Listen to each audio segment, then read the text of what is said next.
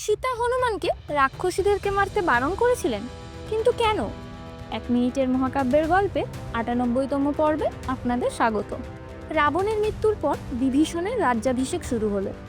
এদিকে রাম হনুমানকে বললেন সীতার কাছে গিয়ে এই সুখবর দিয়ে আসতে। হনুমান তৎক্ষণাৎ অশোকবনে উপস্থিত হয়ে সীতাকে সুসংবাদ দিলেন। সীতা সুসংবাদ পেয়ে কিছুক্ষণ বাকরুদ্ধ হয়ে রইলেন। তারপর তিনি হনুমানকে বললেন, তুমি যে সুসংবাদটি দিলে তার বিনিময়ে তোমাকে গোটা ত্রিভুবন দিলেও কম দেয়া হবে।